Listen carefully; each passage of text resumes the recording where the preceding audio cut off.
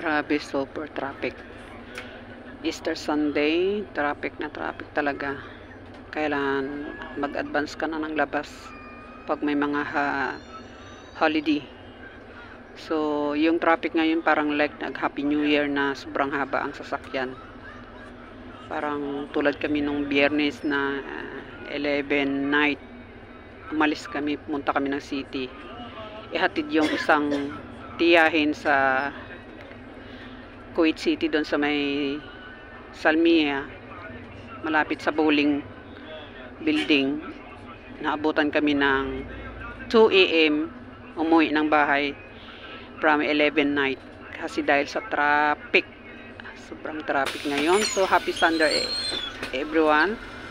Ayan, oh. Dito pa lang ay pila na.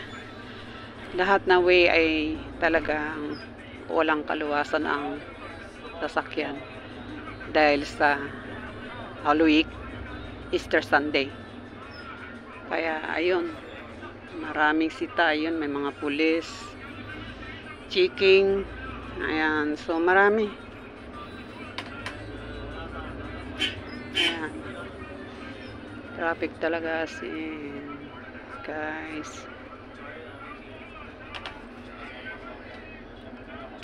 Mag-taxi ka rin or mag-bus sa same lang naman ay traffic pa rin. Kaya gawin mo na lang, mag-helicopter ka kung gusto mo. Nakakaloka. Ay, traffic talaga. Dito pa lang yan, di pa ako nakabot ng city. Mag-U-turn pa ito. Aabutan ako ng 1 oras kalahati bago ako darating doon sa may city.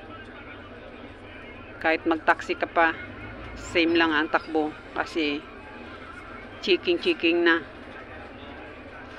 Kasi Easter Sunday ay talagang every way mayroong checking ng pulis.